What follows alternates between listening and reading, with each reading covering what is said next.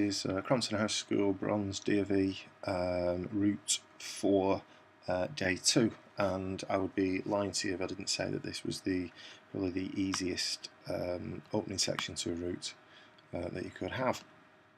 From the campsite here, I know that the line says that you should be going out that way, but basically you need to get out onto this road which runs at the top of the campsite, and you're going to follow this road here until you come to a junction where you've got the larger road here running from left to right, and these two roads both approaching it at quite sharp angles. You're not going to go onto the main road, you're taking this smaller road here which comes down to the right, and this will bring you down into the village of Delph.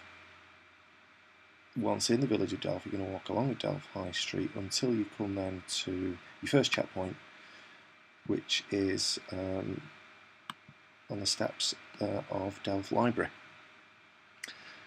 Coming away from there, you've got Delph Road here, which you're not going to be taking. If you walk up ever so slightly past the library, there's a public footpath which goes behind these houses, and slowly but surely you make your way up the hill. You're not going directly straight up it, you're sort of going up it at an angle. In fact, I think here this is most likely here to be the path by the looks of things. And you're going along there until you reach a tarmac road, and that tarmac road then you're going to follow. And again, nice, simple, straightforward.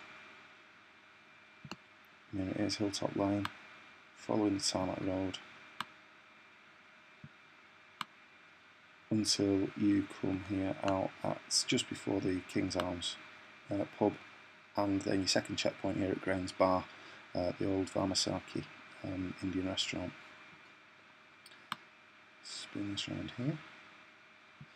Okay, from this checkpoint then, second checkpoint, you go through the car park, out the back of the footpath comes out the back of the car park, and you're going to go across. You need to take a bearing here, go across this field to the corner there, and then across on the same bearing until you come out here, and then you follow the wall line, the fence line down into this valley here, and you'll then come out at this farm. You're going to go through the farm as if you're going up here to the road. So you're going up to, well, that's Buckstones Road there, and but you're not going to go all the way up to the road. You then come down here, and again carry on, keep on this footpath, which will bring you down here and down here, and then this area here is Shaw Cricket Club. Now you should be able to see that from up here, so you've got your eyes on basically where you're going, or you should have. From Shaw Cricket Club then, oh sorry, this is Shaw Cricket Club obviously, looks a bit better there. From Shaw Cricket Club then you come around the back of the cricket club and you're following this pathway here until you get to this junction where you're going to turn to the right and come down. And if I just allow this to pan around or spin it around a little bit quicker, you should see on your right hand side, in front of you to the right, you've got the Brian Mill, and you've got these two larger warehouse buildings, part of the J.D. Williams complex. As you come down here then, you are going to turn to the left just before you get to the tram tracks and follow the pathway along here, which runs parallel to the tram tracks. Down here, we've got another one of these level crossings across the tram tracks. So as with yesterday when you crossed over, make sure that you're looking both ways. You've got good visibility. You'll be able to see the trams are approaching. If they are, let them go, and then you go behind them. And don't forget to wave to the drivers. You come up then this very steep slope up to the top of the hill here, and carry on this bearing going into this complex, these farm buildings.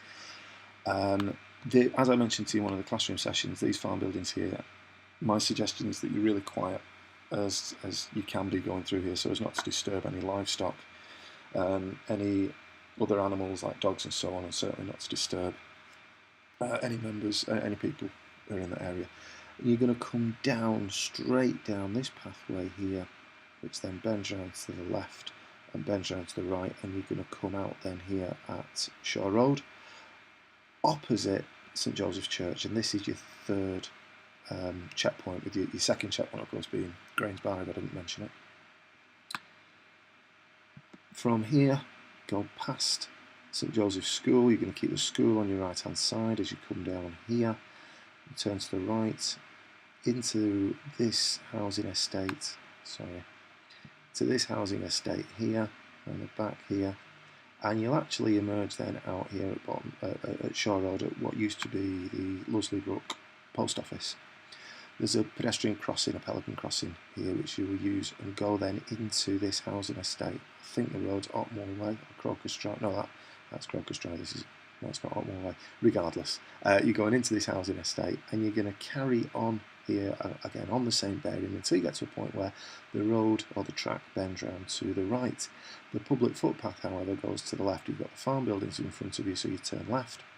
Keep the farm buildings to your right hand side. Get into this field here, and you're going to take a bearing and make your way across the field here.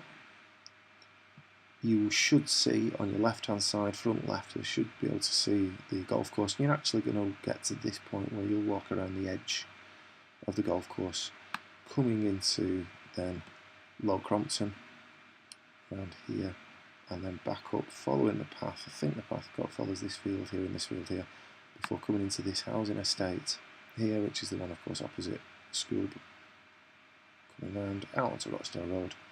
Find your way to the school gates, and from there you've got the hopefully very simple task of getting from the school gates to the dining rooms, where staff will be there ready to check you in.